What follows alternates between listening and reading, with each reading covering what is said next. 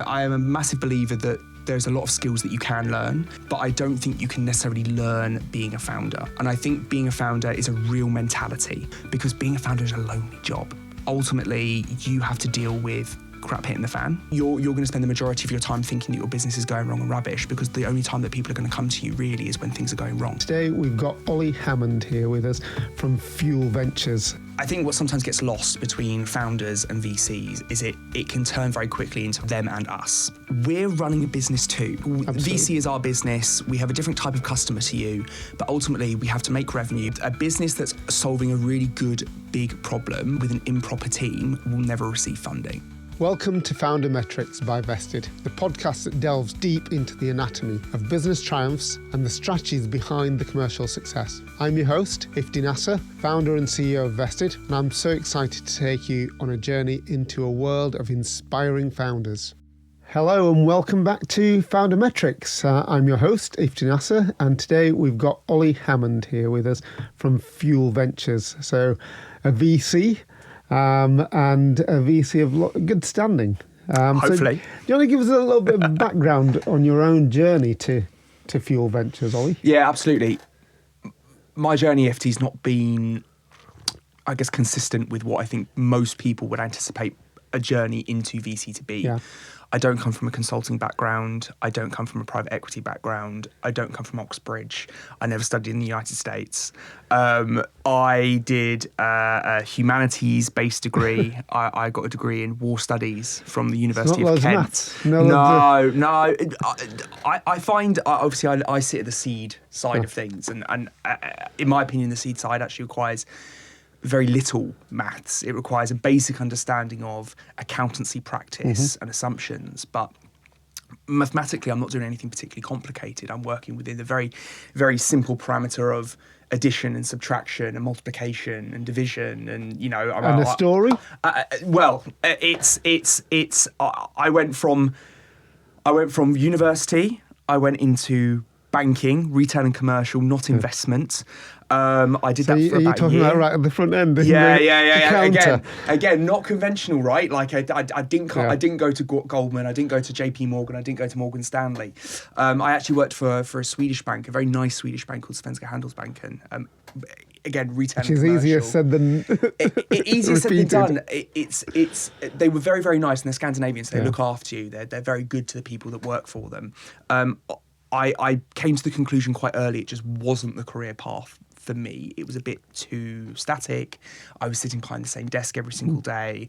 It was the sort of place where you turn up to an office environment, and if you didn't have a tie on, everyone would be like, why doesn't he have a tie on? Like, you should have a tie on. And that just wasn't me. Some people thrive in that environment. I didn't thrive in that environment. I didn't feel like I thrived in that environment. So quite early on, about a year in, I decided that I wanted to move on from that, and I didn't really know what I wanted to do, but I was very lucky. I was living with my parents still at the time, and I had the security that comes with that. I could take a few risks in life and do something different. So I was actually doing some very, very small investments through the crowdfunding platforms at the time, just getting interested in the startup scene, didn't know anything about the venture capital industry. I reached out to some companies that I was super interested in that were fundraising on these crowdfunding sites at the time, and I said, I'll do whatever you need me to do. I'll be a trench worker. You're willing to learn. Exactly. I'm willing to learn. I don't come in as CRO or COO or chief of staff or whatever it might be. I come in as just like boots on the ground. You need someone to do some grunt work, whatever, I'll do it. And that's what I ended up doing. And I spent 6 months at a company doing that, a startup company which ultimately failed. Wasn't my company, but it was fascinating watching the decline. So you joined how long into its journey? Oh God, that's a really good question. I should know the answer to that, and I don't. But it was pre-seed effectively, so it was very young. Then it only lasted 6 months since you got there. So was that anything to do with you? No, nothing to do with me. And I wouldn't like to speculate what it was to do with, but the decline was quite steep and quite fierce, and it was fascinating to watch. Just like, it was one of those things that you learn so much from that sort of like doomsday scenario, and you see scrabbling, and you see conversations about cash and conversations about what do we do next, and it was just fascinating to watch. my boss, my first day, my boss at the time, I actually ended up driving his car through central London with his 12-year-old son in the front seat. He got out of the car and was like, I've got to run to the bank, jump in the front seat. It was a 3-litre Subaru automatic. I'd never driven an automatic before, outside Harrods at the traffic lights. And he gave me a lesson outside Harrods at the traffic lights, and they went green, and off I was. His son was in the front seat next to me. But I loved the dynamism of that, you know. And so even after... ultimately, I was let go from that. I decided that this is the world that I wanted to stay in, and then I ended up moving. I got a job at a platform called Syndicate Room, which at the time was one of the big 3 crowdfunding platforms. It was, and I was an investor. Yes, you were. I know you were. So thank you for the paycheck. So I was there for about 3.5 years. I started off as an analyst. I ended up leading that team, and had a fantastic time. So you came from a humanities background. Yes. And you ended up leading a team of analysts. Yes, yeah. How'd that happen? Again, You really found good some question, maths? right? Yeah, I found some maths. I was always good at maths, and maths was never restrictive for me. But again, I'm a massive believer that, especially at the early stage, if I was investing at Series B or Series C, that wouldn't work. It probably wouldn't work. I don't think it would work. But at the stage that I was investing at, both then and now, it was very, very early stage, right? It was, and the businesses that we were looking at and the businesses that we were building were based around assumptions, and generally those assumptions were quite simplistic. You'll know, obviously, running your own businesses, you start a business and then you say, look, this is what we want to happen and this is what we're building our model around. But the reality is, who knows, right? What happens tomorrow? No one really knows. So I'm a massive believer that the gift that you have at early stage, or being good at early stage, is very, very different to being good at late stage. Yeah, it's about adaptability more than anything. It's about because adaptability. You don't know what's going to happen. Yeah. You may think this is the story or the journey you're on, but it will change. It's about trust. Ultimately, the people that you are investing in are entrusting you with a part of their baby, right? Something that they're putting their heart and their soul into, a really important part of their life, which may work and it may not. But ultimately, they need to trust you that you're going to have their back when they need you to have their back. They need to be able to feel comfortable to come to you when things are inevitably not going right at some stage or at some point.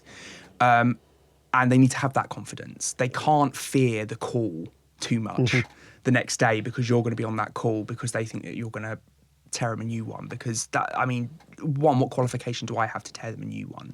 Apart from the fact that I work with some fantastic businesses, what I can give them is advice. And I can say, look, here's a couple of businesses that we work with. Here's what they've done in this situation. We've seen this before.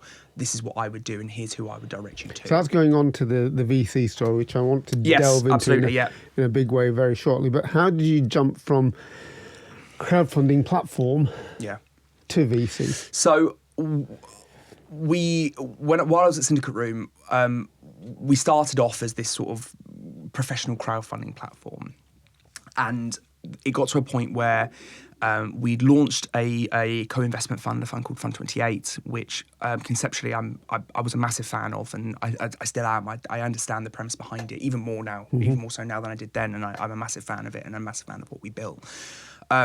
We decided to pivot the business away from the crowdfunding side. The crowdfunding side really does have challenges. I think we've seen that even in the big players, right? And I think it really does have challenges. Even though I think the people that work in that space have fantastic intentions, and there's some fantastic people that operate in that space.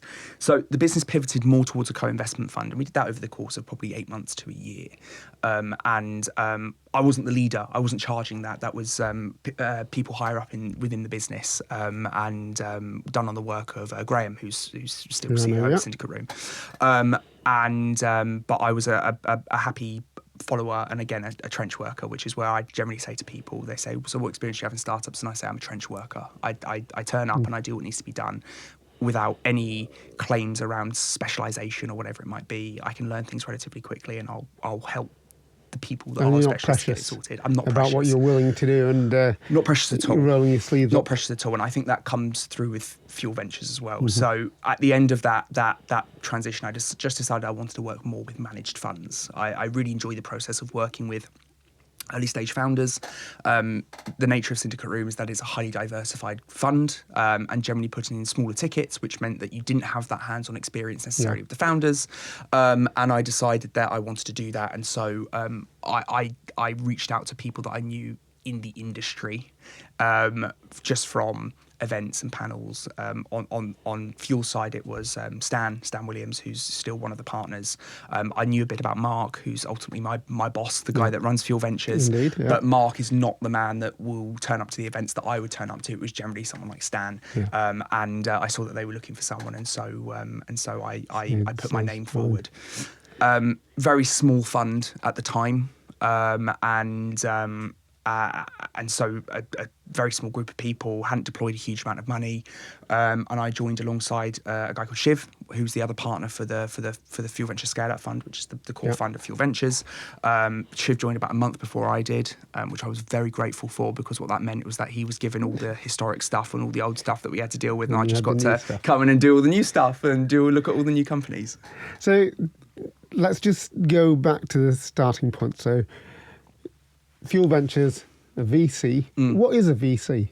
Because I mean, who we're talking to, just as a reminder, is founders in businesses, startups through to scale-ups, and actually pretty mature businesses as well. Yeah. And what we're trying to do is help them understand some of the challenges, opportunities in the world. And one of the big ones is around funding, of course, financing, and there are lots of different types of funding. Absolutely. VC is one of them. So what is a VC? Yeah, VC is one of them. And it's the one that, in my experience, my rather blinkered experience, because obviously this is the industry that I work in, it gets completely outsized PR for the amount of companies, the sheer number of companies that it can possibly work with. And that's because I think it's probably seen as a little bit sexy and a little bit, it's entrepreneurial, right? But it probably does get a disproportionate amount of PR. VC stands for venture capital. Venture capital is in itself a shortened version of adventure capital. And our job is to invest into single businesses, generally on a portfolio basis, that have the ability to produce outsized returns in outsized time frames. And what do you mean by outsized returns? So outside the level of an outsized return would actually depend really on the size of the fund. Outsized return would mean you would want to, as a minimum, in an ideal world, 3x your fund, 3x the initial pot of money that you were deploying. And so in that, it depends whether you're deploying 5 million or 50 million, what actually outsized return means. Because, whether a company can actually pay that back or not, that the actual size of the fund is highly relevant. But what I would generally say is that if you're running on a very pure VC model, your job is to try and find companies that end up exiting in the hundreds of millions, if not billions. That's the goal. What's that growth relative to when you pick them up? So is it 10xing, 100xing? Yeah, so about 90% of the companies that I will invest into with my £1 to £3 million ticket, about 90% of the companies that I invest into will be £10 million pre-money or less at the point that I'm investing.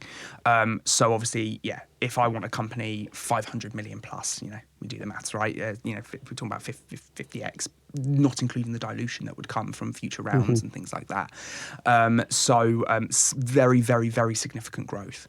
And as a business, we work on a premise of high failure rate, high risk, high return.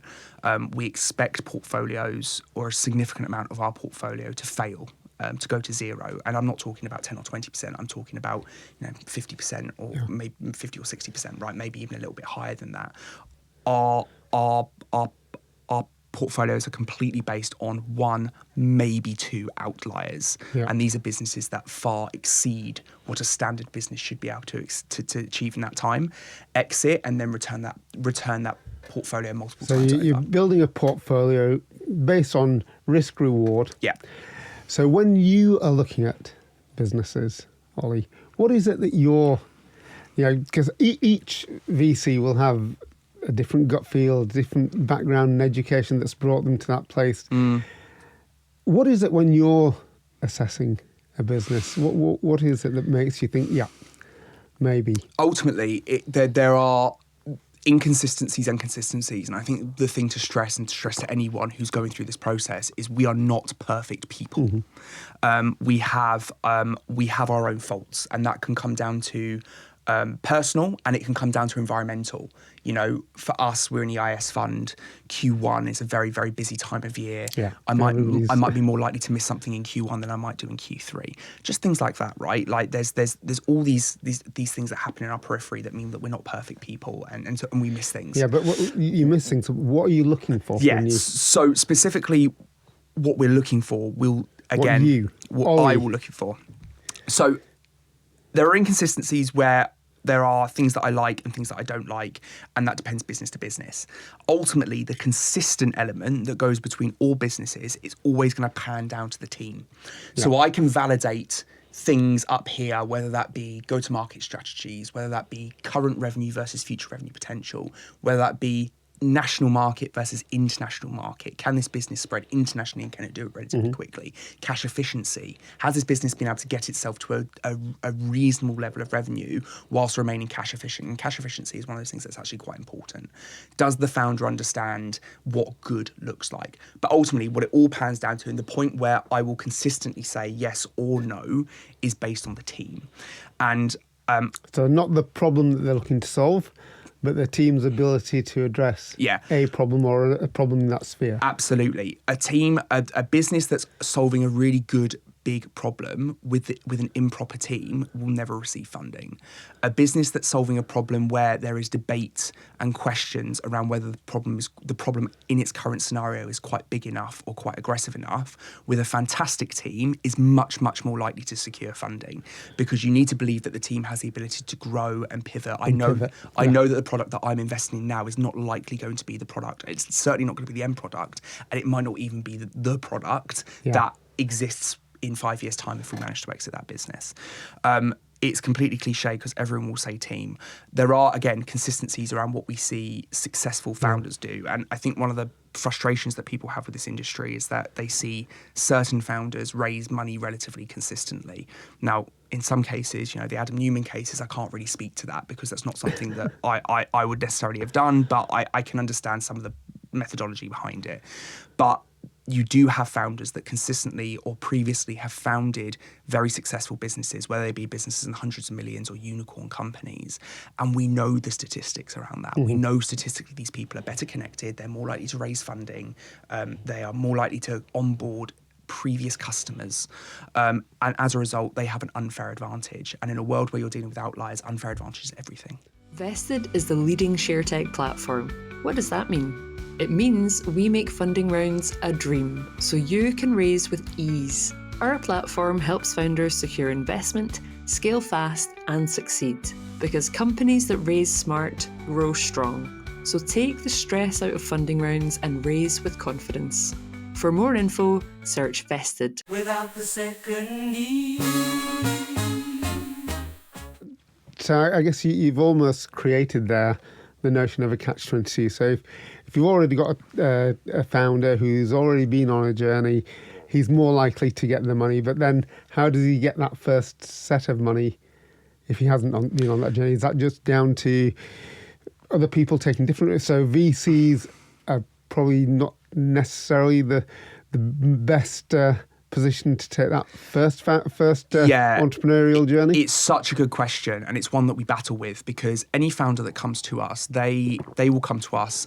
Some of them will come to us for the very first time, and they'll say, "This is my first business." And ultimately, what I think what sometimes gets lost between founders and VCs is it can turn very quickly into a them and us. We're running a business too. Right? Yeah, like absolutely. VC is our business. We have a different type of customer to you, but ultimately we have to make revenue. We have to pay staff. We're not all millionaires and, previous exited founders. Some of us are people that are just doing the boots on the ground work, working with founders, helping portfolio, managing investor outreach, making sure that we meet FCA requirements, yada, yada, yada. So we are running businesses too. And ultimately, the same way that you as a business wouldn't bring on a customer that didn't meet your customer profile because it stifles your growth, we've got to work on that same premise. And so sometimes, understandably, founders can get very frustrated because they come to us and say, well, it seems like, so-and-so, they've sold before, where it's easy for them to get funding. But we have to work within the parameters of what statistically we know is correct, because if we don't get the returns that we need in order to support us raising a fund, we're not going to raise any more funds, and therefore we can't support more great founders in the future. So do you, in your portfolio world, do you take some punts as well then? Absolutely. Or do you just literally have your equation? 10 points if you've been an exited founder, 7 points if you've been part of an exiting team. Yeah. No points if you've never done anything before. Frankly, we do at Fuel Ventures. We've got a model internally that we will work to. Now, what that doesn't mean is that we won't fund first-time founders, right? Yeah. The majority of our founders are either first-time founders or founders that have had exits, but not necessarily VC-style exits. Yeah. They've run businesses, and those businesses have been successful, and they might have sold them, but they're not necessarily massive VC-style successes. They're just other businesses. But we do have a model internally where we look at people and we say, okay, cool. So when we look at pricing and pricing rounds, we look at, and we try to do it, we work within what's called IPEV guidelines, which is something I imagine you've probably come across, but we'll look at scorecards. We'll look at scoring these businesses, and one of the scores is about founders, and it's about the founding team. Have they had previous exits? Have they sat in management positions in other successful businesses? Don't necessarily have to be founders, but have sat in those positions. Do they have experience within their chosen industry? There are VCs out there that will only exclusively invest into second-time founders. There are VCs out there that run a thesis around, we don't invest into people who have experience of their industry. We invest in very successful people who have success outside the industry. I think Costa Ventures very famously put this point forward, because they basically said, we want people that have none of the... Yeah, we want disruptors. We don't want people with any of the biases of that industry, and we want people to come in. And who am I to tell them they're wrong? Because Costa Ventures I haven't seen their return profile, but I know that subjectively they're an incredibly successful fund. They one of the biggest on the planet. Absolutely. So each VC runs its own thesis. It's got the ability to run its own thesis, and generally it will raise its fund thesis. Our thesis is that we like to get in very, very early. Our thesis is built around diverse portfolios. So we have a pre-seed fund that will do 30 to 40 deals a year, and we have a seed fund that will do 10 to 15 deals a year. We think diversification is one of the best routes to returns. We don't overhype ourselves, and we know what the maths is around the industry in terms of diversification, and we don't pretend that we can beat the maths. All we theorize is that we can work within the parameters of the maths and portfolio diversification, but do so with better access. And actually, with the momentum that we have, with the founders in our portfolio already, with our investor base, and with our direct presence, people know who we are. We can get content, we can get connections and outreach to the best individual founders in the UK, and if we can get a couple of them within a portfolio, then we've done a pretty good job, and we should get the return profile that we need. Going back to what you were saying earlier, the whole notion of being a VC, it's very sexy, for want of a better phrase. Yeah. How do you see it from the inside? And the other side of it, firstly, very sexy. Secondly, working all hours, God sends, but the payout at the end of it is huge. It's outsized. Potentially. Back to your... Potentially. And that's the key thing, right? Any reward that we get as the VC is always potential, because and it's long term. We sit within portfolios for 7 to 10 years probably, and we won't see our very first successful exits probably for 5 years, because and we will probably get some exits before that, but they'll be undersized and they won't be the ones that represent the winners in the portfolio probably. How do I see it from the inside? I see it as, I don't know if this is exclusive to Fuel Ventures, but like I said, I joined Fuel at a very early stage. So whilst I was not a founder of Fuel Ventures and I wasn't one of the first 5 team members of Fuel Ventures, I feel like myself and the people that I work with have been a core part of the main growth of Fuel Ventures, supporting Mark and the work that he's done. And so I feel that Fuel Ventures is my baby. as well. You know, I feel very, very tied to Fuel and the work that we've done. Are I'm you very, vested very in it? proud of it. Yeah, I guess I am. Yeah. I guess I am. I am with time, and I guess that's where a lot of my money's tied up, right, in terms of success. But this is a very long-term journey. Is it a sexy day to day? No. Listen, we all like to make fun of ourselves, and I think Fuel, if any of your companies are aware of Fuel on LinkedIn or anything like that, we're very happy to make fun of ourselves, play up to this like VC image, Patagonia vests, we like to go for coffee, update our Twitter, all of that jazz. It's grueling day to day because we deal with people who are running their businesses across an entire portfolio, and like any job, 80% of it is dedicated to what's going wrong.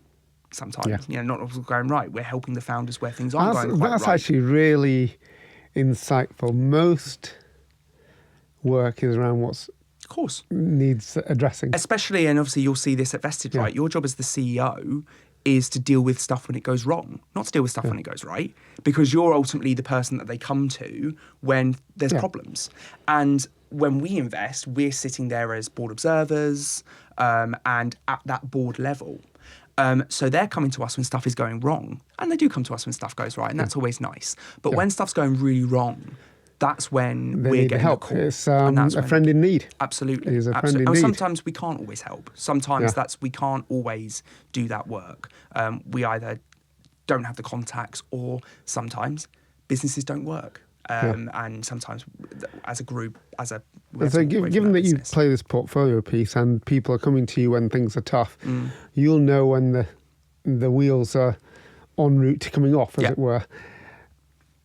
At what stage do you, as Oli and then as Fuel Ventures, work around this thing, right, let's try and fix it, or think, actually, this because, part of you listen to every startup, but it's about failing fast. Yeah, absolutely.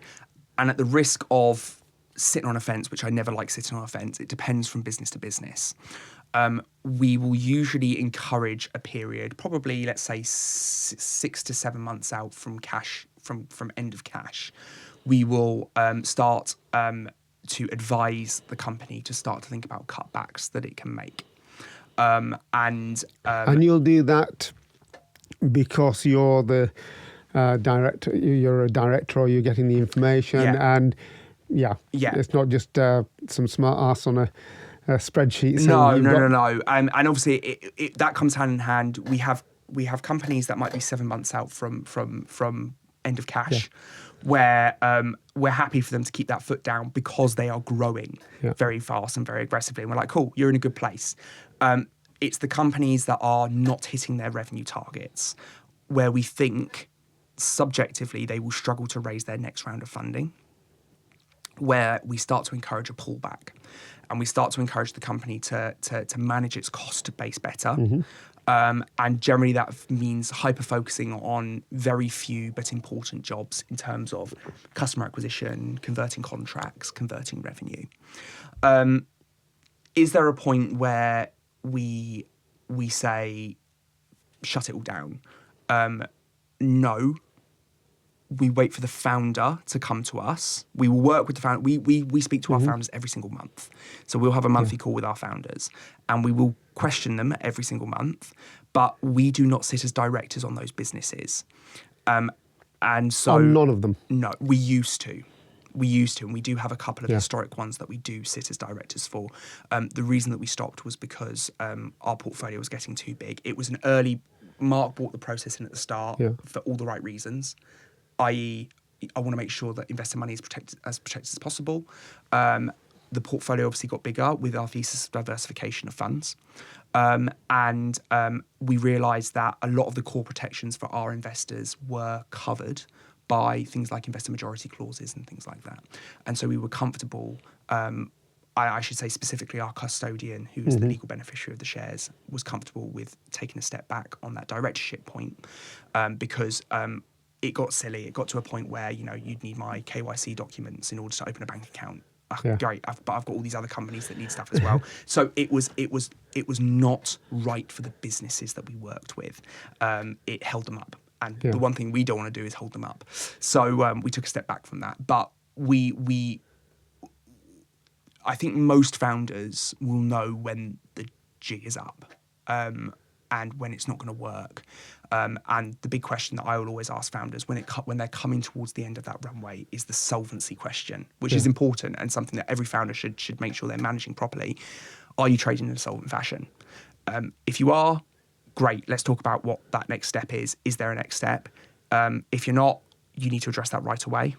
You shouldn't be trading whilst insolvent unless there is a clear route to where the money is being invested for the beneficiary into of creditors. So that's a conversation we'll have when the business starts getting towards the end of runway. Right. So, as you're saying, 5 to 6 months out from end of runway, you start having those serious conversations. But when you think about when you joined, how many businesses were there that you were investing in?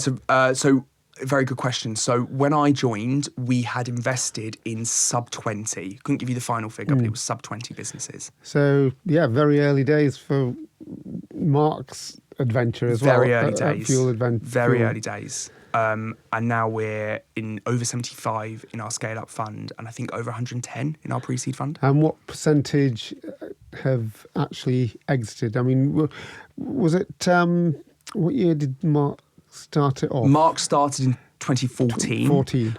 Did his first investment right at the start of 2016. So it's been going since 2016. Because he'd exited from this great voucher. He had. Kicked off, hadn't he started his business back in 2006. Had grown it completely organically, and during that period, had also made some very successful angel investments as well. He was a successful and quite a big ticket angel investor. He sold that business in 2014, but was 100% shareholder. Did very well. So his business was not a VC business, but he had grown his business to quite a substantial level. Yeah. I think sort of 10 million of revenue and I think 5-6 million of profit every single year. So he was doing very, very well. He saw the changes in the market coming. And when he got an offer to sell that business, he decided that was the right time to sell. Sold the business, had also done very well out of his own angel portfolio, and then decided to set up Fuel Ventures. So he'd actually learned a lot before he set up Fuel. Absolutely. Both from having been the founder, having invested on a small personal level as an angel. It seems like Fuel was an obvious next step. In hindsight, knowing him as you do you think that was indeed the case? Yeah, he always says that he wasn't really sure whether he was going to go down the investment path or whether he was going to go down starting a new business. Let's call it standard business.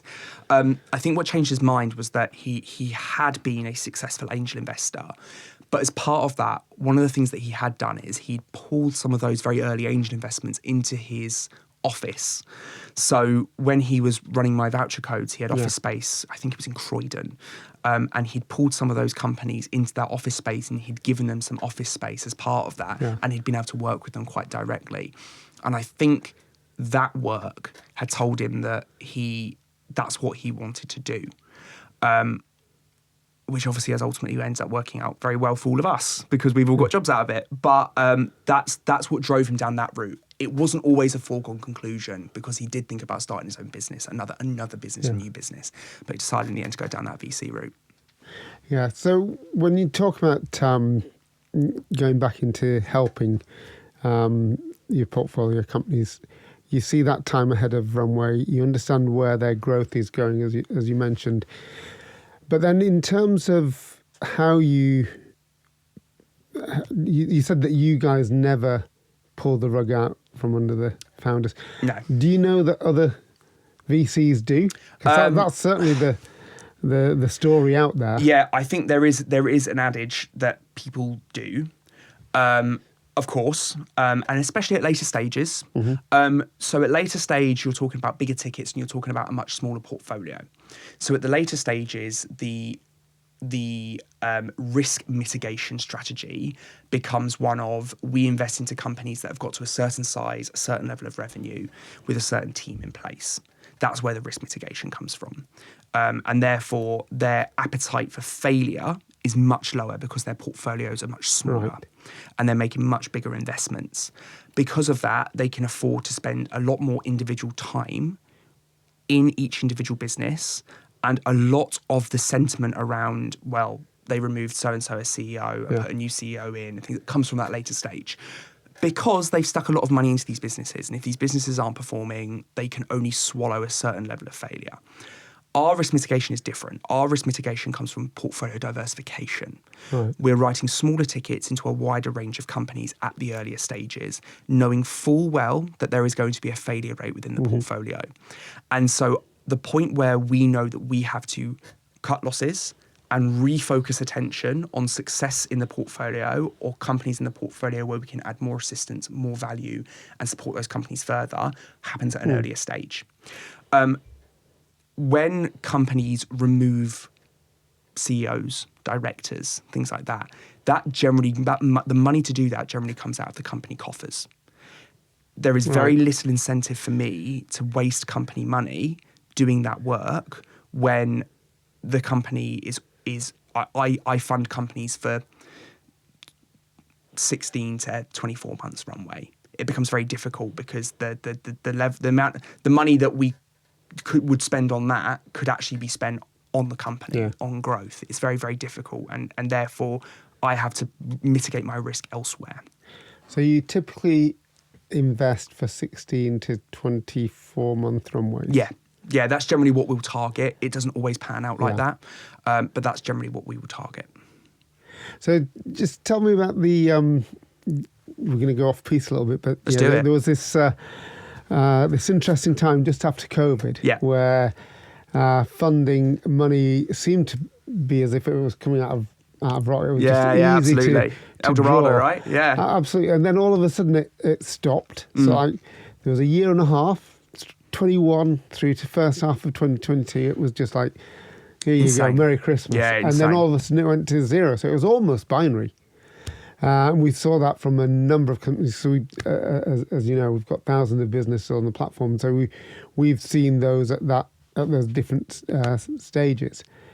What happened, just for those people to understand? Because, and then is this a cycle? Is this something that happens again? Yes. Yes. Yeah. I mean, like all financial markets, VC is cyclical, and they are heavily intertwined with each other, because ultimately access to money in all financial markets is a result of what happens in other financial markets. If there is a high demand for money in one financial market, it's going to pull money from other financial markets and vice versa. What happened, so you're right, we had these crazy days. I remember early 2021, in the first 6 months of early 2021, Fuel lost more deals at term sheet than in its entire history in those first 6 months. And the reason was quite simple. It was valuations. Valuations got a bit crazy. And we would get to points where we had businesses doing, let's call it $500,000 of revenue, asking for, getting term sheets from US-based investors and things like that for 18 million pre's and things like that. And we were just like, no, we can't pay that, because at Series A, where's the benefit? Again, you've got to realise that VCs work on long time frames, but they also work on short time frames, because when we're raising money, especially if you're a VC like us and we raise continuously, people are asking us about our performance across the previous 12 to 18 months. And actually, if our businesses are getting to Series A and still not showing good uplift, then what's our chances of raising good money? The next fund, Absolutely. So we have to be regimented in terms of how we deal with price and how we deal with potential uplift. So prices were skyrocketing and there was a lot of cash in the market. And you're right, there's a point where that pretty much dried up. There's loads of reasons that I'm not smart enough to completely understand. But at that stage, you must have been paying over the odds as well. I think we did a really good job of staying relatively regimented. Okay. But did that mean that you had loads of dry powder then? That we sat there waiting to be deployed. Yeah, we did get to a point where we said, actually, we want to deploy a few more tickets. The market worked out for us because the market started to dip a little bit, and we had that opportunity, and that was done, and we did that, and we sorted that. Frankly, and listen, if the market had panned out differently and it stayed hot forever, then maybe I wouldn't be in that position. But I'm very, very happy we did, because I'm very happy that we kept that discipline. We kind of have to, because we can invest across a couple of rounds. We can do pre-seed, we can do seed, 2 separate funds, and we can do Series A. Generally, we can get involved. But I can't do Series B, Series C, Series D, which means that my dilution across those rounds is very important. And therefore, I have to make sure that the equity I'm getting at the earlier stages is reasonable for what we need for the fund performance. So I'm very glad that we kept that discipline, because we had opportunities later to use that dry powder founder, which we did, and use it in a way that we thought was much more effective than had we deployed that earlier. The market then stagnated, and cash was a lot harder to come by. So first off, you had the increase in interest rates, which meant that more cash was being tied up in other financial products. You also had this freeze on IPOs and public markets, which we saw pan-European and across the US as well. And what that led to was a domino effect across the industry, which was because Series B investors and Series C investors weren't getting those exits, they weren't deploying. And as a result, the Series A investors weren't deploying. And as a result, the seed investors were struggling because their companies weren't getting the uplifts and things like that. It's a trickle-down effect. And it happens quite quickly. So we had that as well. It was a bit of a perfect storm. But again, it is cyclical. Where do you think we are now? I think we are now at the start of more money coming into the market. We've seen more money come into the market across the last 6 months. We've seen public markets, IPOs, and trade sales open up. So we've seen some exits at that top level again, which means that the investors at that top level are deploying again, and that then trickles down. I think we are in a much better position now than we were 12 months ago. There is more money in the market. The market is active again. So I feel a lot more positive now than I did 12 months ago about it. And then when we go back into the Oli story, there's the founders made their money going to VCing or angel investing. So founders that made money deploying their money into other startups, and there's people like yourself who've come in to the VC space. Do you feel that you're now, which way around do you think it works? Or do you think you'd be able to now be a founder with all the experience that you've got? Would you be, or would the experience actually scare you from going into it because you can see how many fail? The experience would definitely scare me. What I would say is that being a founder, I am a massive believer that there's a lot of skills that you can learn, but I don't think you can necessarily learn being a founder. And I think being a founder is a real mentality, because not only do you come with from a practicality standpoint, I've dealt with a lot of the work that you would have dealt with in your role as a founder, both in my role at Fuel Ventures and building a successful, fast-growing seed fund from where it was when I started, but also working with founders across the board in fast-growing scale-up companies, both successes and failures. So do I think I've got a skill set to manage that? Yes, but it's a mentality as well, because being a founder is a lonely job. It can be a very lonely job. Ultimately, you have to deal with crap hitting the fan. You're the one that has to, you're going to spend the majority of your time thinking that your business is going wrong and rubbish, because the only time that people are going to come to you really is when things are going wrong, and they need you to sort something out because they can't sort it out themselves. I guess that comes back to what you were talking about earlier about the team, because the founder's role may well be lonely, but it also does depend on how good the team around them. Absolutely. And that's why at the very early stages, again, you see more fundraising success for multi-founder businesses than you do for single-founder businesses. Because I think a lot of people, and again, there's loads of theories around this. I know that there are some people out there that would say, no, it's rubbish, doesn't matter, rubbish. Yeah, there's loads of stories of co-founder disruption as well. Of course. We have had one of the people we've had in the chair is a coach for co-founders. Yeah, absolutely. And we've seen that as well. Of course, we've seen that. We've seen breakdown of co-founder relationships. But it's a very, very hard job to do by yourself, and it takes a very, very strong mentality to do it by yourself.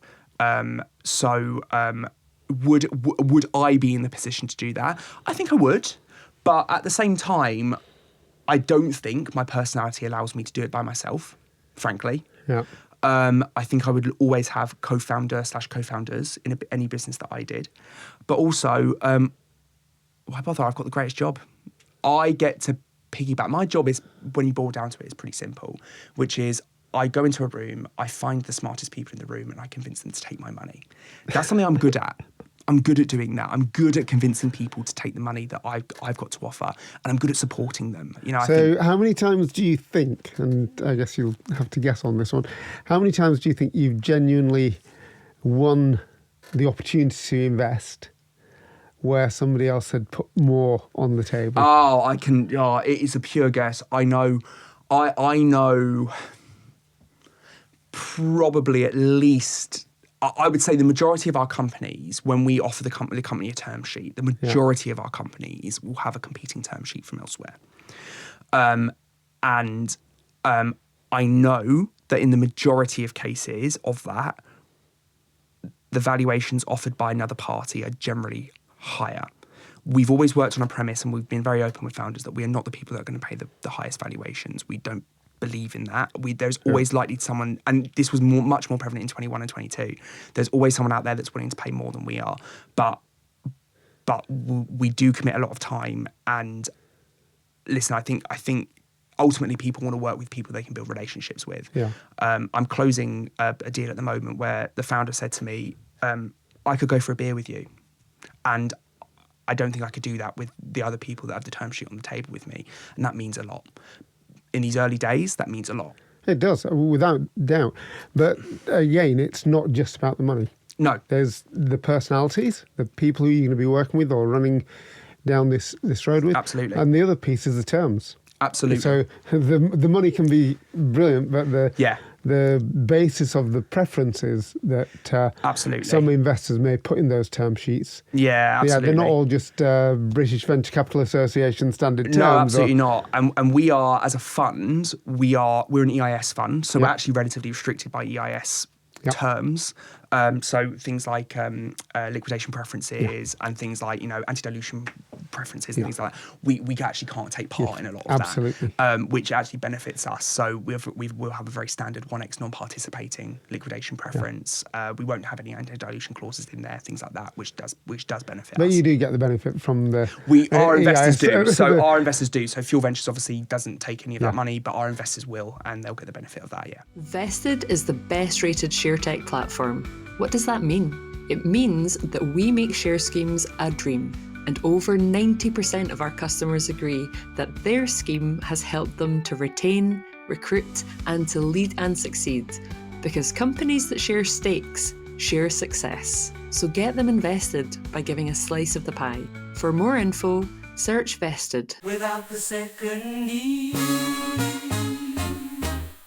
If you were a founder, maybe it's your first gig, what would you say to them when they meet? They're going to that room, and as you said, you'll be looking around the room looking for people. What is it that you are going to be looking for in that conversation? They may get 5 minutes with you, 10 minutes with you. What will you be trying to divine from that conversation? So things that are generally outside of the founder's control are things like market. In my position, we obviously get access to a lot of deal flow, and in that we see consistency and patterns around certain markets. Things like recruitment tech, for example, very, very tough to get my attention on recruitment tech.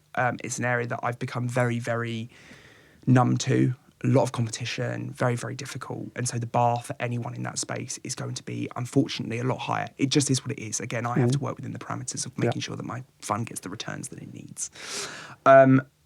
If you're offering a relatively unique proposition, there's been 2 companies that I've seen in the last month where I've taken them to my investment committee, not solely on the basis, and actually a ticket that we wrote that we completed in January, which I don't think I can say who they are, but anyway, a ticket that we wrote in January, alongside everything else that checked out for us. One of the reasons that we took it to the next stage at an early point where we didn't have all the information that we ended up making the decision on, was because I turned around to my team and I said, guys, I've been doing this for, if I include Syndicate Room, for 9 years, right?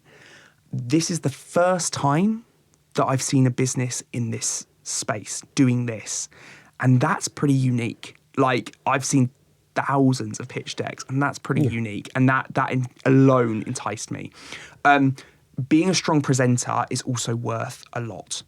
and because we know that at some point you're going to likely have to go out for more funding. Yeah.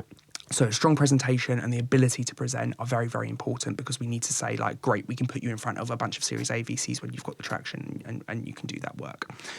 Beyond that, we're going to ultimately dive down into things like previous experience, sector experience. It might be academic, although we don't do a lot of deep tech, and generally academic, in my experience, academic is driven more by deep tech. And you'd be able to pick that up in that 5-10 minute chat with this I should be able to. in the room. I should be able to, is the key for me, right? Which is an understanding from a founder that what I really care about. Yes, I care about the business, and yes, I care about what the business is doing right now, and yes, I care about you telling me that you want to be a £1 billion business in 5 years, because again, that in itself is a mentality. But in that 10 minutes, I want to be wowed by the person, and I want to say, like, great, like, even if I didn't know what your business did fully, your background means that we're going to exchange some emails and I'm going to get more information on that. That's the one thing that's consistently going to get response, as opposed to, like, okay, interesting business, but I don't really know much about the founder. Like, founder qualities can consistently get responses. So going back to your own track record then, not just in terms of the exits that you have been part of, but when it comes to the investment committee, what proportion of your puts up the chain actually get through? And if you were to reflect on it, what's the main reason for when they don't? Yeah, so we operate 2 investment committees inside Fuel Ventures. We have an internal and an external. Yeah. The internal is what we do at term sheet stage, and the external comes later and involves people like our fund manager. That's the formal investment committee, I should state very specifically. That is the formal investment committee, and it comes later. Internally, we will turn down a lot more. Yeah. Externally, a lot less, because we're not in the business, and we will generally hit that early, because what we don't want to be in the business of is wasting founder time. So externally, we have we'll have a success rate probably close to 100%, because by the time that it's going to the externals, done the filtering. I've briefed. Yeah. I've spoken to these people, I've done that work. Internally, much, much higher failure rate, because that will be the internal members of Fuel Ventures, specifically myself, Shiv, Mark, and Michael, one of our other managing partners, who we have an internal voting process, and we work on the basis of majority, 3 out of 4. So it doesn't matter if it's you and Shiv or Mark gets no golden buzzer. No golden buzzer for Mark. Doesn't matter if it's an even split. If it's an even split or less, it doesn't go through. We don't send a term sheet. It has to be majority vote, 3 out of 4, in order for us to send a term sheet. And you don't all just bend to Mark's suggestions. No, we've got a good discipline. We've actually got a couple of companies where Mark has been the sole no vote, and we've done the company on that basis. Yeah. We keep a record again for so we can go back and we can make our decisions. We can criticise ourselves. But again, we're not perfect. But Mark is not. Let's put it this way, Mark is part of final say, Mark is not final say. And I think Mark feels much better and much more comfortable being in that position than the former. So when you grow up, Oli, would you like to stay in this space? Is there a big VC or even PE? Do you see a graduation to different types of investor type roles that you'd see for yourself? Yeah, I love. Where are you going? I love seed. And I am dedicated. Like I said earlier, right? I see Fuel as my baby as well. I'm dedicated to making Fuel Ventures as big as we can possibly be. And I know that I work alongside a team that has that same level of dedication. What do you think the scale potential is? In future, I think with seed funds, especially EIS seed funds, there's always a limit to how big those funds can be. Because what I don't want to do is be in a position where I'm deploying like £4 or £5 million seed tickets into 50 deals a year. That makes no sense. But what we can do is diversify our own products. Last year, we launched a VCT, a successful VCT, one of the most successful VCTs now on the market. And in future, who knows? Maybe we'll look at a GPLP fund to support our companies at later stages, and we can become a multi-stage fund. And the follow-on. Yeah, on that basis. But at the moment, I'm completely dedicated to making Fuel Ventures as big as it can possibly be. what's life without ambition, right? Like with all the people that will be watching this, the founders that you work with, they want, and this is again, there actually isn't much difference between you and us. We're here to make the biggest business that we possibly can and most successful business that we possibly can, the same way that you guys are. And as you say, it's founding teams. It's just a different format of business. Absolutely. But then how do you identify where the gap is? Because, I mean, again, so many VCs. As you say, there might be fewer than people think, but there are a lot of VCs. There are a lot, yeah. So how do you create a niche for yourself? Yes, you've got the EIS and the early stage seed funds, etc., but there's quite a few in that space as well. There is, and at the moment, I think we're very happy with where we are in that space in terms of one of the biggest and one of the most successful in the UK, and we're going to continue to double down on that. How do we in future differentiate ourselves? I would hope that the success that we've built at that early seed stage and pre-seed, we've got a very successful pre-seed fund as well. I hope that becomes a main differentiator for us, because what I want to do is win deals before they become deals. That's our goal. We want to win the deal before everyone says like, wow, we want to win that deal, because we've been able to support that company from a much earlier stage. So in being multi-stage, I want us to be truly multi-stage. And that doesn't mean going all the way to Series C or Series D and writing £100 million tickets. What it means is being able to take a company from pre-seed, initially take a company from pre-seed to Series A. Mm-hmm. And then we can get the people fighting for our deals. And we have automatic access to those deals because we've supported those companies at an early stage. Doesn't mean we're the sole investor, doesn't mean we're the lead investor, but we can put in substantial tickets to support those companies at that stage. That's where I think, especially in the short to medium term, our value comes from. Where that goes in the long term, if I'm honest with you, Ifty, I don't necessarily know yet. And that doesn't mean that we won't know, because there's loads of routes that we could go down. But like a lot of businesses, we dream in long term, but we exist in the short to medium term, because that's what we need to do in order to Absolutely. keep things going. I mean, Oli, I'm sure there'll be loads of questions coming off this. That people, are you happy if I send a few across to you? Just to, absolutely.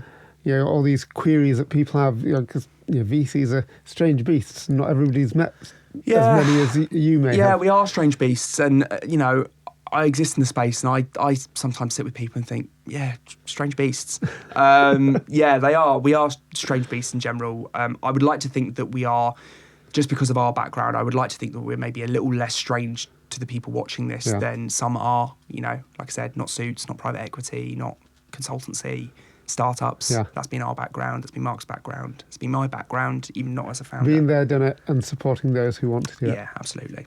Brilliant. Well, thank you so much for coming today, Oli. Thank you for having me. And as I say, I'll be sending you a lot of questions, no doubt. Lovely. Good. Cheers. Thanks very much.